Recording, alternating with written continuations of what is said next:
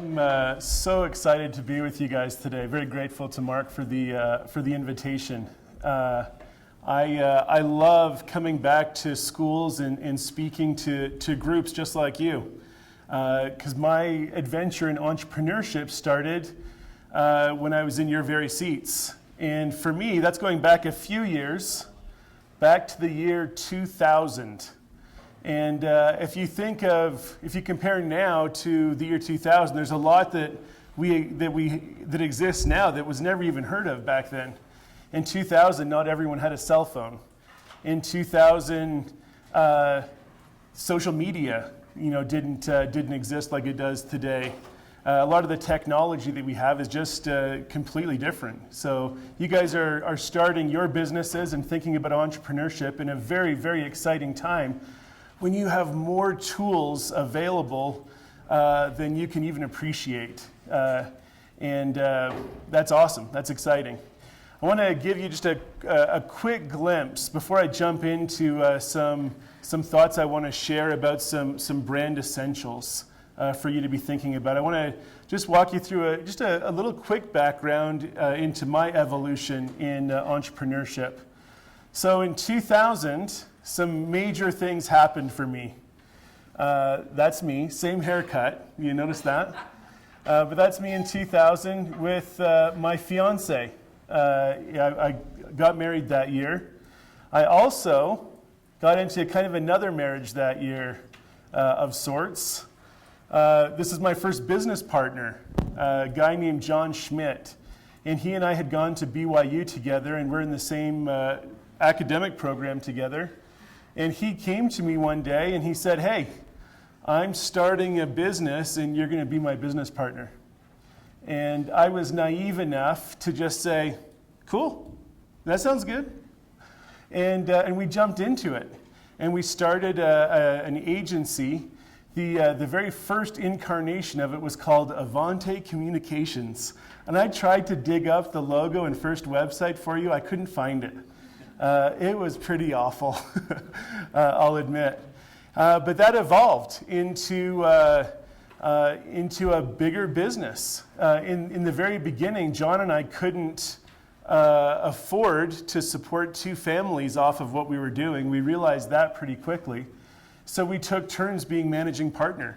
And it was a great approach.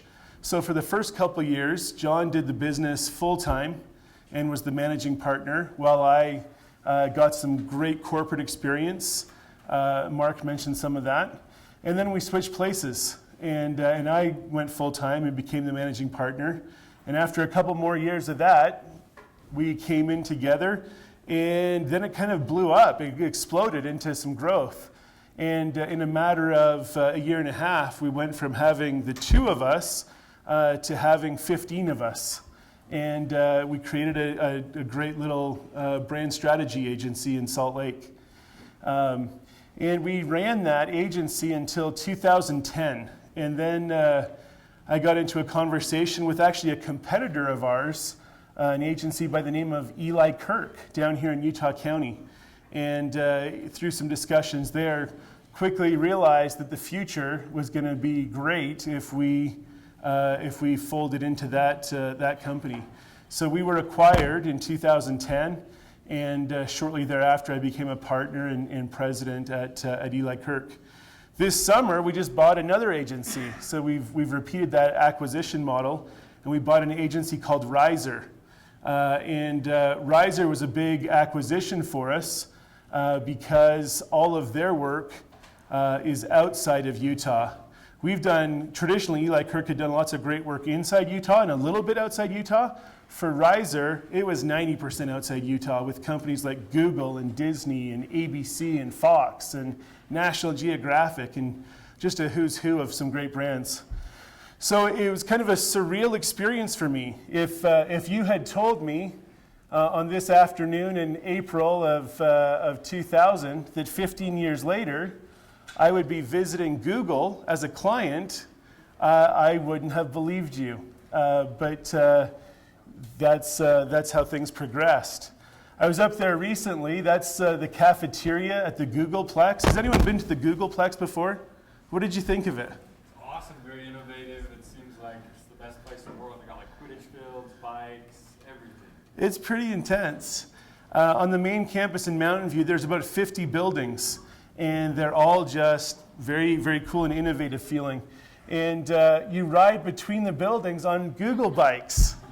And these bikes are just parked out in front of all the buildings. When you need a bike, you take a bike. And when you're done with it, you leave it at another building. It's pretty cool. And I got to have that experience. So at EKR now, where I'm a partner, over this 15-year period, I've gone from working with a guy out of a kitchen, in the very beginning. Now we have over 70 employees. And we do a lot of brand strategy work and design work and web development work. And that's just a quick snapshot of who I am and who we are. In the time that we have today, I wanted to share just the most basic advice I can that would be helpful for you to have in mind as you're looking at starting companies and growing companies. And I'm a brand strategist. That's my background. I'm not a designer. I'm not a web developer. But I do have a great background in brand strategy. And there's a difference when we talk about branding. There's a difference between strategy and identity. They're both very important parts of a brand. My expertise is on the strategy side, if you look at the specific work that I've done. To start that conversation, I want to share three things, three kind of fundamentals that you should be thinking about in terms of a brand strategy. And this is foundational to everything else you do. It's foundational to putting together an offering. It's foundational to figuring out what the market is looking for. It's foundational to be thinking about how you should be talking to the market and positioning yourself. And it's frankly, you should be done before you get into deciding what you should look like and what your identity should be. Let me ask a question. What's a brand? How would you guys define that? What would you say a brand is? Goodwill? Yeah, that's a big part of it. Great. What else? Yeah, behind. How a consumer perceives you. Okay. How a consumer perceives you, and in fact, it's maybe even the collective consumer perception of your company. It's everything that basically identifies your company, from branding to whatever else. It's like it's your image. It's everything. Yeah, these are all great thoughts. And fundamentally, inside, we all intrinsically know what a brand is because we experience them, right? If I were to say to you guys, if I were to ask the question, what is the best brand of ketchup? What would you say? Heinz. Without hesitation, right? It's Heinz. If I were, I hope I don't get bitten on this one. I hope we don't have any Microsoft loyalists in here. But if I wanted to use the fastest search engine, what would it be? Google. On Christmas Eve, in my family's home, we don't leave milk and cookies for Santa. We leave cookies along with Santa's favorite drink. What is that? Coca-Cola. And if I want to go buy a new pair of shoes or a new jacket or whatever and have the best customer service experience possible in a department store, I go Nordstrom. So you know what a brand is. Those connections are great examples of what a brand is. And those don't happen by accident. Those are well-planned and well-constructed. And they get built over time. But some of the thoughts that you shared about what a brand is, I would echo them here. On one level, a brand is a name, a sign, or a symbol that's used to differentiate goods and services. So you can think of a logo in that case, or a product name, or a company name. That's at the very basic level. That's what a brand is. But the reason that those become important is because they have promises attached to them. You come to associate a name or a sign with the experience you're going to have when you use that good or service. And that's where a brand starts to have power, is that the promise that's built into it. There are also intangibles built into it. Things that you just feel. You can't really describe it. It doesn't even seem rational, but you just feel it. So for example, you'll never see me using any computer but a Mac. And I can see lots of Macs out here too. And I can't explain all the reasons why I prefer it. I just intrinsically, I feel like I'm going to have a better experience. That may be completely wrong. And I haven't touched a PC in 15 years, so it wouldn't be fair of me to say that a Mac is better than a PC, but I believe it just from the feeling I have. So there's an intangible aspect that happens in a brand relationship that's important. And as this gentleman here pointed out, a brand really is the net perception of the market in regard to your good or your service, even to people. People have brands too. And those are all things that you should be considering as you get into to entrepreneurship. So there's kind of two sides of a brand, like I said. We often think of the visual side, that outwardly reaching identity, the website, the colors, the tagline, those things that are seen and experienced every day. And that's where most consumer touch points are happening. But the real power of a brand isn't in the visuals, it's not in the identity, it's in the foundation of that brand. If you were to think of the tree, it's not in the branches, the power is in the trunk. And that's what I'm going to share just for a few minutes with you today, are 3 principles that really build the trunk of a brand. And every brand has these. You can either pay attention to them and build them purposefully, or it's going to happen just by default. And you want to be in the driver's seat and determine these 3 things as opposed to just let them happen. The first area is targeting. A brand is in part is defined in part by who it's for. There are brands that simply don't resonate with me, for example. I'll see an advertisement, I'll hear a message, and it has no impact whatsoever.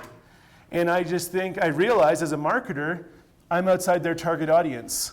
And that's fine, I don't have to pay attention to that one. That's not for me, I don't need to care. But as an entrepreneur, you need to be understanding and figuring out who should your target audience be, and therefore how should you be crafting your brand strategy and your brand identity in order to connect with those people. What do you guys think? How would you go about figuring out what your target audience is? Maybe some of you have some great experience with this. If you've got a company you're starting or you've been involved with, how do you figure out who you should be selling to? What do you think? Yeah. Recently I built a bike. I'm just taking it around. People look at it like, hey, cool bike. And there's been a number of people that ask, oh, hey, how do I get one of these things? Okay. Find out who's really interested in this and figure interested. So you're getting in front of people, getting feedback, doing some testing that way. Other thoughts? How would you figure out who your target audience is? Surveys? Yeah, that's a great tool. In fact, there are a few things that all fall into the category of what we will generally call market research or user testing. And that process is fundamental to really understanding who you should be selling to. And that decision is based on what motivates these people. What are they looking for? Do they have the money to buy your product or service? What other physical and personality traits combine to making them a great candidate for what you're doing? So some of the things that we frequently are engaged in, user research. So just getting people to try something and see what they think, see how easy it is for them, see if it resonates with them. Surveys was mentioned, interviews, again, different aspects of user testing, focus groups. All of these things go together, and you want to build what we call personas. And a persona in marketing is an archetype of who you're selling to. So you do all the research and understand in general terms, our target, our ideal client is generally in this age group and has this income and is this gender, et cetera, combined with these things that motivate them, these things that they're looking for. And you take all those, and for each segment of your target market, you want to create what's called a persona. Here's one that we did recently for doTERRA. This is the actual persona for their main target audience. And we, after a lot of research, we figured out who they should be selling their product to, and we called that person Jane. And in this persona, we describe who Jane is in terms of her demographic characteristics and in terms of what motivates her. And that makes it a lot easier then when you're writing, when you're designing, when you're expanding your service offering. If you can think of Jane as opposed to, oh, I hope someone buys this stuff. You know, a persona really personalizes things. So that's the first piece, is to develop a good target market and break it down into personas. The next piece is what we call positioning. Positioning deals with how are you going to deliver your product or service and differentiate it from everyone else? How are you going to stake a claim in the mind of the consumer? What is the brand position you're trying to achieve? And there are a few aspects of this, and I'll go through them quickly. One aspect began with a guy right here named Rosser Reeves. And most people haven't heard of Rosser Reeves, but they've seen his work. He's the guy that came up with the concept of unique selling proposition. Have you heard that phrase before? So he's the guy that authored that. He was an ad exec in New York City in the 50s. And he was sitting in his office one afternoon, and a gentleman came in, the president of a chocolate company. And he said, Mr. Reeves, I need your help. I've got a whole bunch of chocolate, and I think it's really good. I don't know how to sell it. It's not taken off for me like I expected. So Rosser started asking him all the questions. Is it richer? Is it creamier? Does it have a longer shelf life, et cetera, et cetera, et cetera? And the kind of the response was, well, no, not really. It's good. It's not really different. I do put it in this little candy shell. And Rosser said, well, bingo, you're not selling chocolate. You're selling the milk chocolate that melts in your mouth and not in your hands. And that's how M&M's was born. And you see, Rosser was brilliant at figuring out what is the trait that we can play off? What is the differentiator that we can build a brand around? And that same process applies to each and every one of us as we are involved in our ventures. How can we position what we're doing in a way that breaks free of what everyone else is doing? And you can think of this M&M example. Another aspect is to consider functional benefits of a brand, or the utilitarian value of a brand or a product, and compare that to the emotional benefits of a brand. As humans, we make rational decisions, and that happens based around the functional benefits. Is it faster? Is it stronger? You know, those kinds of traits.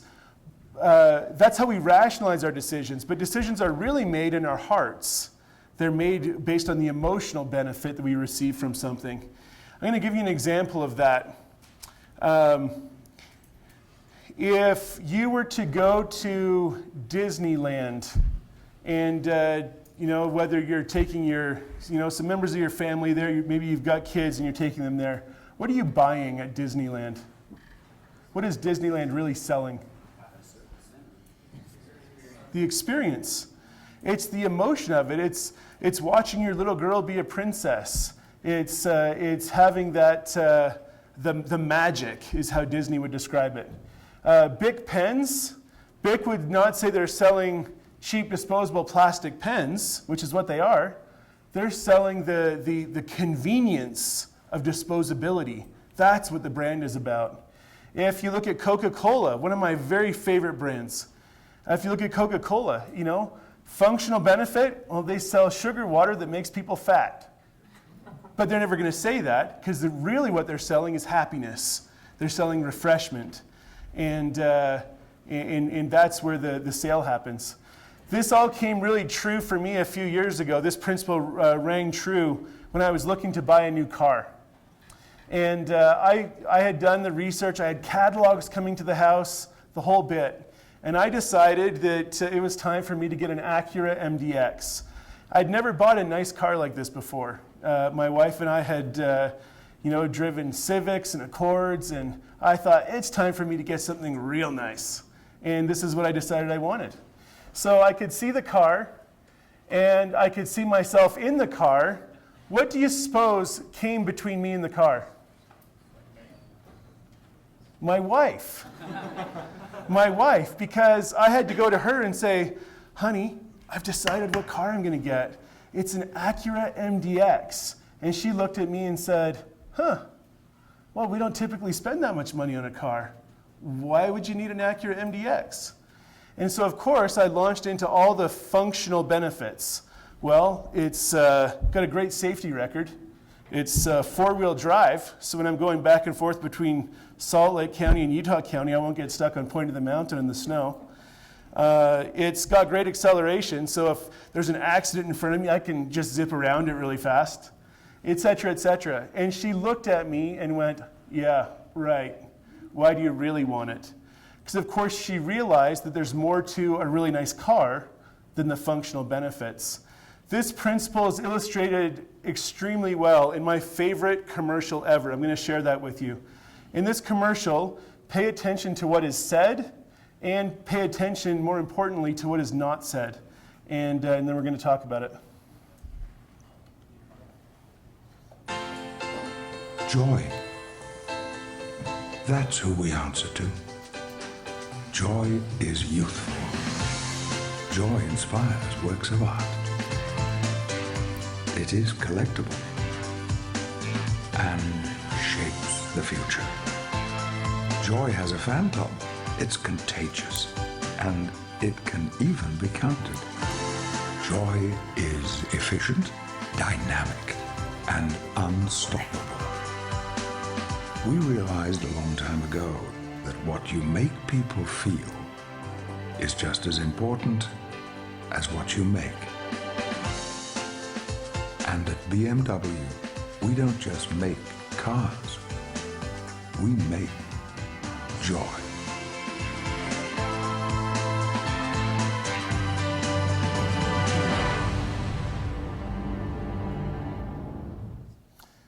Who wants a BMW? Isn't that awesome? So what was the key to that commercial? Joy. Yeah.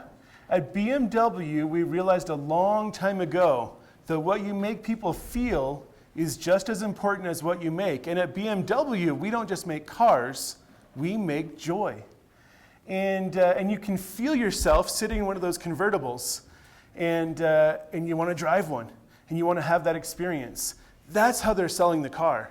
If they were just to talk about all the tech specs in that commercial, it wouldn't be all that engaging. So as you're looking at the brands that you're engaged in, as you start entrepreneurial ventures of your own, figure this piece out. Emotionally, what are you going to do for people? And that's what you speak to over and over and over and over again.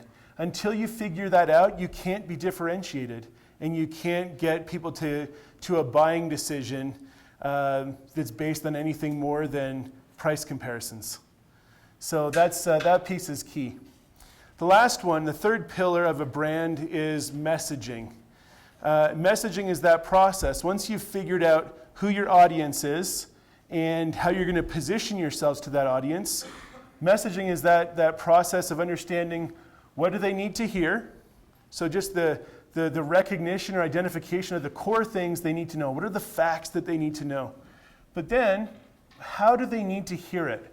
What is the artful way that you can present that message in a way that makes them listen, that makes people turn their heads and do a double take and really listen? You've seen brands that communicate facts, features. A lot of software companies have this problem. They just get into, we have, you can have this many user licenses in this package, and we have a great support service, and you can call this number 24 hours a day, and et cetera, et cetera. We'll help you do X, Y, Z. And it's easy to get into that trap of just talking about features. But features don't sell. Features aren't emotional. So in your messaging, figure out how to take what people need to know and turn it into something that really gets to their hearts. We worked with a leather company that's a client of ours called Rustico. In fact, we've been helping them grow beyond their traditional definition of what the brand is. Traditionally, they've been built around leather journals is how they started. We've turned them into a broader lifestyle brand. And in their brand promise, kind of the promise, this is what they prescribed, what their brand did for people. This is what it was when we got to them. Rustico, we make the world's best leather journals and accessories. Okay, great. And they're making that statement. I don't really feel anything from it. So we turned that we went through this a process where we did a full brand strategy engagement, talked to all their customers, talked to the people in their distribution channels, talked to their employees, really understood all the different brand stakeholders, and then redid a brand position. And out of that came a revised brand promise. Rustico, we create products that help our customers experience life with increased richness and authenticity, awakening pride in who they are and in what they love. Now you can see yourself thinking, oh, I might like to own one of those products. And of course, all that's brought to life when you see great visuals and great copy surrounding all that. I want to share, before we get to Q&A, I want to share a quick example. A couple years ago, one of Utah's great technology startup companies came to us. And they'd been around for a couple years. They were still in startup mode. They even had Johnson & Johnson as a client by this point. So clearly they were doing something right. But they came to us and they said, we're growing, but we're not growing. Help us figure out why. Help us figure out what we're missing. So we went through, again, a full process of talking to all their brand stakeholders. We talked to current customers. We talked to past customers. We talked to people who had evaluated their software. It's a software package. We talked to people that had evaluated it but didn't buy it. They're in a space called web analytics that grew out of, they're in a space called web analytics auditing that grew out of web analytics. They've got a process that will verify the implementation of your analytics package to make sure that you're getting accurate data. Because if your analytics package, if the tags get rearranged or deleted or doubled, you're getting bad data and you're making poor decisions on this inaccurate data. So we jumped into this process and we learned a few things about them. We learned along the way that they were talking to the wrong people. They assumed that the CEO was their target audience because the CEO was the person who was finally signing the check. The problem was the CEO didn't understand the technology well enough to recognize there was an issue. We recognized that there was a problem with their pricing model. They were pricing everything for companies like Johnson & Johnson and leaving this long tail of business on the table of people that would love to have bought the product but couldn't afford it. We found out that their voice was off. They had almost kind of an apologetic tone. And we said, no, you've got to be an industry leader. You've invented this technology. Be bold. And a few other things. And we were able to turn that into a brand strategy, get that delivered through case studies. Here are those pieces that I mentioned. Case studies and fact sheets and a website and all kinds of stuff we did for them. And the result was dramatic. Forget the visuals. Even before the visuals were implemented of the new brand, just as we implemented the new positioning and messaging, this was the result. I got a phone call at my house, 9 o'clock one night, from their marketing director. He said, Bill, I'm sorry to bug you. You've got to know, the numbers are in, he said, you've got to know that 70% of our sales this year have come in the last 2 months since we implemented your brand strategy. And that's the power of a strategy. That's the power of targeting and positioning and messaging, of talking to the right people with the right position and the right message. The power is immense. That result happened before we redesigned their website, before we redesigned their logo. We made them look better, but the real power of their brand came through the strategy. So those are the three pieces of advice I'd leave with you today. As you're working on new ventures, it's fun. Everyone loves to get into, okay, what's the website going to look like, and let's do our logo, and what's our name going to be? That's all fun. But to do all that stuff really well, there's some grunt work that has to happen beforehand. And that's this strategy stuff that we've talked about. And I guarantee after 15 years of doing this, that you'll be further ahead if you slow down so you can speed up later. Let's have some questions and answers.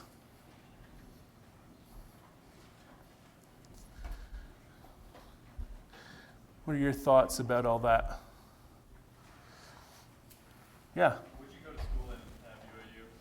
Was your main focus? It was actually public relations. When I was at BYU, I was going into the comms. I knew I wanted to get a comms degree, and there were two tracks: PR or marketing communications. They were both limited enrollment, and I applied to both, got accepted to both, and I had to choose.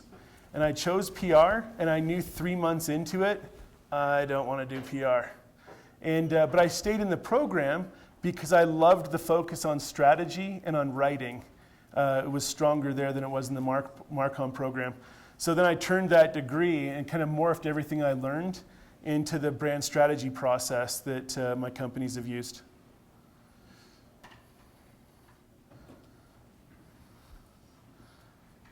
Other questions? Yeah, in the Angels hat. Is that Angels? Anyway, I'm sorry, Braves. My bad. I'm not a baseball fan. I was thinking Anaheim. I don't like baseball at all. Sorry. So, I have a question regarding what we should put up to create our brand. You know, in school we learned that less is better, right? We learned that the less words you say, the more direct you are, the better it is. And you put up an example of Rustico, where before it was, you know, we sell the best planner and accessories, to after, I mean, if you were to show me that, I wouldn't have known what they sold, but like you said, it's just a better promise, it's a better description. So how do we know, you know, we're taught less is better, we're taught to be direct, yet you just may put up an example where you're not even telling me what you're selling. I mean, Great question. Balance that? How do we know Yeah. what to do, how to brand ourselves? And that's a good point. And that promise, that's only ever communicated within a larger context and with visuals, so people do know what's being sold. But it's a great question. And that rule of less is more absolutely holds true. But there's a fine line. If less is sterile and doesn't communicate any emotion, it's not enough. So you should still be going you should still be trying to do things as directly as possible, but you've got to use enough words for emotion to be communicated. If it's just a statement that doesn't have any emotion to it or any reasons to believe, it's going to fall flat. So there's a fine line, and that's the art of marketing, is to get in and figure out for any given audience, where does that line lie? What do they need? And again, you'll know that after you do the research. And I'll just share one more thought on that. So any of the stuff that we did with Observe Point, any of the stuff that we did with Rustico, that all got market tested as well. So it wasn't just, hey, let's shoot from the hip and try this. It was, we got to market test those things before we said, this is the way to do it. You talked about how the one company was more catering to the viewpoint of the CEO rather than what the people are working for. Yeah. And if you run into where there's like not just that there's that miscommunication, but where they're almost butting heads to where there's somebody in the group or somebody who's in control, who's, you know, they've got what they think it should be, and how do you kind of get past that to make sure that the customers are, you show them like the data, this is what they want, or how do you get past that? So awesome. You've got to look at all the different stakeholders of the brand. It would be very rare for a brand to have one audience or one stakeholder. Typically, there are a few. Some of them are going to be, there's going to be one decision maker typically, one key person, and a variety of influencers. And so you've got to go through, and we actually do what's called a messaging matrix, where you identify each audience and then identify what are the self-interests of each audience. Based on those self-interests, what are the core messages they need to hear, and then how are we going to communicate those core messages? And so in the case of ObservePoint, the CEO was the decision maker, but it was the web analyst, the person down in the trenches, that was the influencer. The CEO wasn't going to do anything until the web analyst went and said, I need this tool. But there was the problem, was that the web analyst, if they used this tool, it was going to uncover mistakes that they'd made. It was going to show, kind of bring to light, I've been giving you bad data. And so there's some resistance there, and that kind of gets right to your question. And so we had to figure out a way to talk to that web analyst in a way that was non-threatening. So we turned it into, you need to be a superstar for your CEO and help him or her to make great decisions. This tool will help you be a superstar. Let's make you the hero, kind of thing. And you just got to play with that message until you find out how can you get right to their self-interest, and then it works. Yeah. So you talked about the example with ObservePoint and how they had an apologetic tone. So how do you go about making those types of changes within the organization? Obviously, you're kind of third party coming in telling them, you guys are the first one to the market. You have this product. You guys go through and be confident about that. But how does that actually happen? How does that materialize? Is it consulting the executives on who is a possible pitfall within your organization, or how does that work? In this case, it was just a fact that the people in their marketing department hadn't done a great job of writing. They didn't understand the product well enough, or the opportunity well enough to be bold.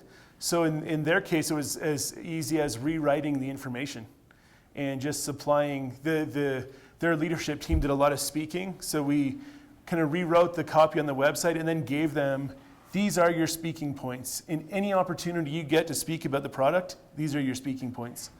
And so that just became assimilated into the culture.